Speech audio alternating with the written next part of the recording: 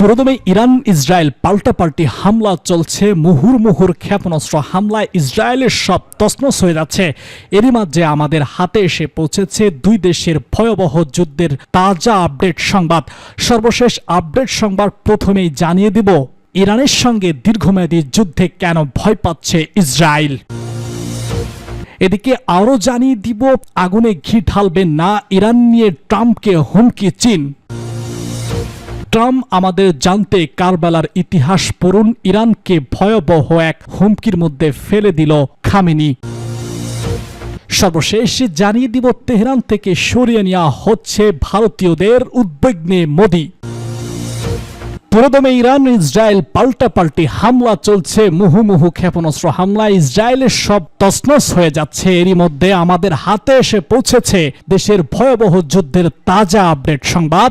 সর্বশেষ আপডেট সংবাদের প্রথমেই জানাবো ইরানের সঙ্গে দীর্ঘমেয়াদী যুদ্ধে কেন ভয় পাচ্ছে ইসরায়েল। ইরানের সঙ্গে দীর্ঘমেয়াদী যুদ্ধের আশঙ্কা ইসরায়েল খুবই উদ্বিগ্ন হয়ে পড়েছে বলে জানিয়েছেন ওয়ালা নিউজের ইহুদিবাদী বিশ্লেষক। ইরানের রেডিও তেহরান এই খবর দিয়েছে। তিনি এক নিবন্ধে লিখেছে, যুদ্ধ চলছে কিন্তু ইসরায়েলের আশঙ্কা হলো এই দীর্ঘমেয়াদী যুদ্ধে পরিণত হতে পারে। এমনটি হলে তা ইসরায়েলের জন্য বড় বিপদ ডেকে আনবে। স্টোনোভিচ আরও বলেছেন, যদি যুদ্ধ দীর্ঘ সময় ধরে চলে তাহলে তা ইসরায়েলি অর্থনীতি এবং সমাজকে ভেঙে ফেলবে। দখলদার ইসরায়েলের জায়নিস সেন্টার ফর সিকিউরিটি রিসার্চের গবেষক এবং সামরিক গোয়েন্দা পরিষদের ইরান বিষয়ক ডেস্কের সাবেক এই প্রধান বলেছেন, ইসরায়েলের এটা বুঝতে হবে যে ইরানের পরমাণু বা ক্ষেপণাস্ত্র কর্মসূচি সম্পূর্ণরূপে বন্ধ হওয়ার সক্ষমতা তাদের নেই এবং দ্রুত ইরানের সঙ্গে তাদের যুদ্ধ শেষ করতে হবে। তিনি বলেছেন, এই পরিস্থিতিতেও ইসরায়েলি কর্মকর্তারা যুদ্ধ শেষ করার বিষয়ে ঐক্যমতে পৌঁছাতে পারছেন না, তারা বিভ্রান্তিতে রয়েছে।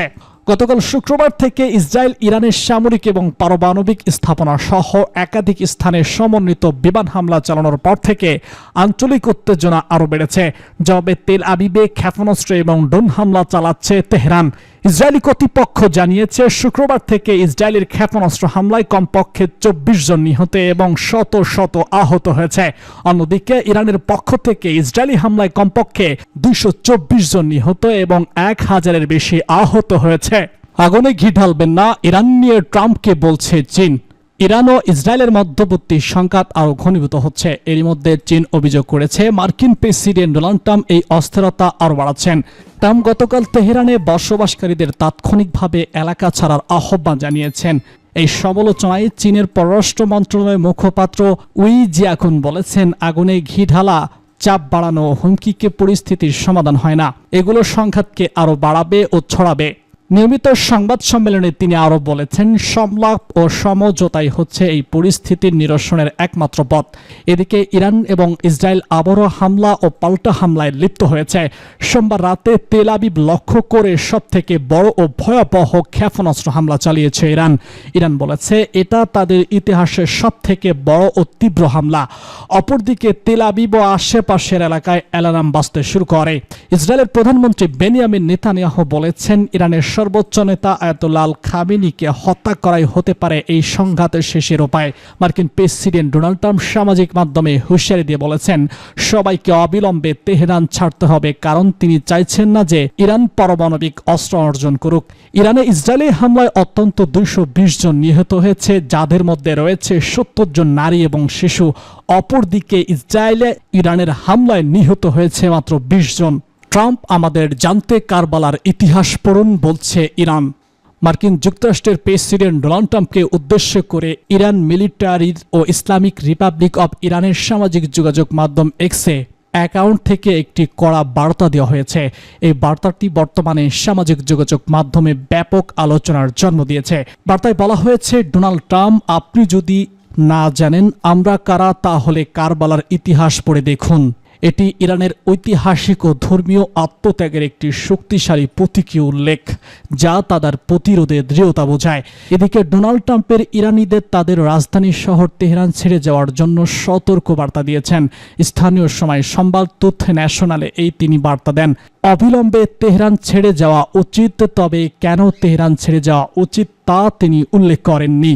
ট্রাম্প তার পোস্টে আরও বলেছেন, ইরানকে যে চুক্তি স্বাক্ষর করতে বলেছিলাম তাতে স্বাক্ষর করা উচিত ছিল, কি লজ্জাজনক এবং মানব জীবনের অপচয়। সহজভাবে বলতে গেলে ইরানের পারমাণবিক অস্ত্র থাকতে পারে না। আমি বারবার বলেছি, বিশ্লেষকদের ধারণা ট্রাম্পের এমন বক্তব্যের পরেই ইরান মিলিটারি ও ইসলামিক রিপাবলিক অব ইরানের পক্স আইডি থেকে এই ধরনের পোস্ট করা হয়েছে। এই পাল্টাপাল্টি বার্তা ইরান এবং ইসরায়েলের মধ্যে চলমান সংঘাতের মধ্যে যুক্তরাষ্ট্র এবং ইরানের সম্পর্ককে আরও জটিল করে তুলছে। উল্লেখ করে গত বৃহস্পতিবার ভোরে ইসরায়েলি হামলায় ইরানের সশস্ত্র বাহিনীর চিফ অফ স্টাফের chairman major general Mohammad Bagheri এবং ইসলামী রেভলিউশনারি গার্ড কর্পসের প্রধান কমান্ডার মেজর জেনারেল হোসেন সালামি সহ বেশ কয়েকজন শীর্ষস্থানীয় কর্মকর্তা নিহত হন।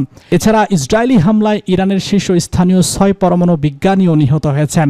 এই হামলায় প্রক্রিয়ায় ইরানের পক্ষ থেকে কঠোর প্রতিশোধের হুমকি দেওয়া হয়। পরে ইরানের পক্ষ থেকে পাল্টা হামলা করা হয় ইসরায়েলে। এরপর থেকে দুই পক্ষই একে অপরের উপর হামলা অব্যাহত রেখেছে। এবার ভয় এবং আতঙ্কে তেহরান থেকে সরিয়ে নেওয়া হচ্ছে ভারতীয়দের। ভারতীয় ছাত্রদের তেহরান থেকে সরিয়ে নেওয়া হচ্ছে। ডোনাল্ড ট্রাম্প তেহরান খালি করার হুঁশিয়ারি দেওয়ার পর এই পদক্ষেপ নিয়েছে নরেন্দ্র মোদী। অপরদিকে ইরানে ইসরায়েলের অব্যাহত হামলায় ঝুঁকিতে পড়েছে ইরানের রাজধানী তেহরানে অবস্থিত বাংলাদেশের দূতাবাস ভবন। ইসরায়েলি হামলায় দূতাবাসের 1 কিলোমিটারের মধ্যে 2টি সংবেদনশীল ক্ষেপণাস্ত্র লক্ষ্য করার পর দূতাবাস কর্মীদের নিরাপদ স্থানে সরিয়ে নেওয়ার সিদ্ধান্ত নিয়েছে বাংলাদেশ সরকার। আল জাজিরাকে ভারতের পররাষ্ট্র মন্ত্রণালয় জানিয়েছে, ইরান ইসরায়েল সংঘাতের কারণে সম্ভাব্য বিপদ আমলে নিয়ে নাগরিকদের সুরক্ষা দিতে কাজ করছে দূতাবাস। ছাত্র ছাড়া যারা পরিবহনের ক্ষেত্রে স্বয়ংসম্পন্ন তাদেরও সরিয়ে নেওয়ার পরামর্শ দেওয়া হয়েছে। এছাড়া কিছু ভারতীয়কে আর্মেনিয়া সীমান্ত দিয়ে ইরান ত্যাগ করতে সহায়তা করা হয়েছে। পররাষ্ট্র মন্ত্রণালয় ইরানে কতজন ভারতীয় আক্রান্ত হয়েছে তা বিস্তারিত জানাননি। গত বছরের সরকারি তথ্য অনুযায়ী প্রায় 10,000 ভারতীয় সেখানে রয়েছে। ভারতীয় পররাষ্ট্র মন্ত্রণালয়ের কর্মকর্তারা মার্কিন প্রেসিডেন্ট ডোনাল্ড ট্রাম্পের বক্তব্যের পর এসব কর্মকাণ্ড চালাচ্ছেন। অপরদিকে সোমবার সকালে তেহরান থেকে বাংলাদেশের পররাষ্ট্র মন্ত্রণালয়ে পাঠানো এক প্রতিবেদনে বলা হয়, তেহরান ইউনিভার্সিটির 2টি গুরুত্বপূর্ণ স্থাপনায় হামলার আশঙ্কা বাড়ছে। এসব স্থাপনায় খুব কাছেই বাংলাদেশি মিশন অবস্থিত, যা কর্মরত কূটনীতিক ও তাদের পরিবারের জন্য সর্বাত্মক ঝুঁকিপূর্ণ হয়ে উঠেছে। এতে আরও বলা হয়, ইসরায়েলি হামলার লক্ষ্যবস্তু হওয়া স্থাপনাগুলোর মধ্যে খুব কাছে অবস্থানে দূতাবাস ভবন, কর্মকর্তা, কর্মচারী এবং তাদের পরিবারের জীবন ও সম্পদ মারাত্মক ঝুঁকির মধ্যে রয়েছে। তাদের 30 থেকে 40 কিলোমিটার দূরে নিরাপদ এলাকায় সরিয়ে নেওয়া আবশ্যক হয়ে পড়েছে। তেহরান খালি করা নিয়ে ট্রাম্পের হুঁশিয়ারির পর বিশ্বজুড়ে উদ্বেগ নতুন মাত্রা পায়। তেহরান খালি করতে ট্রাম্প কেন এমন বিবৃতি দিলেন সেটি স্পষ্ট নয়, তবে এক বিবৃতিতে অবশ্যই ইরানের সঙ্গে পারমাণবিক চুক্তি নিয়ে কথা বলেছেন তিনি। এতে ইরানকে দ্রুত সময়ে চুক্তি করার আহ্বান জানিয়েছে ট্রাম্প। তিনি বলেছেন, ইরান কখনোই পারমাণবিক অস্ত্রের অধিকারী হতে পারবে না।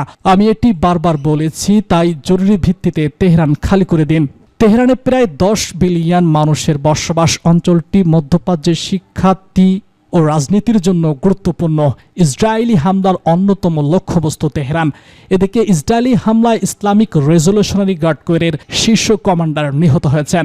আইআরজিসির সদর দপ্তরের প্রধান কমান্ডার নিহতের পর সদ্য তিনি এই পদে দায়িত্ব পান। ধারণা করা হচ্ছে মঙ্গলবার আবারও বড় হামলা হতে পারে। এছাড়া ট্রাম্প হোয়াইট হাউসে ফিরে কি সিদ্ধান্ত নিতে যাচ্ছেন সেদিকে তাকিয়ে রয়েছে পুরো বিশ্ব।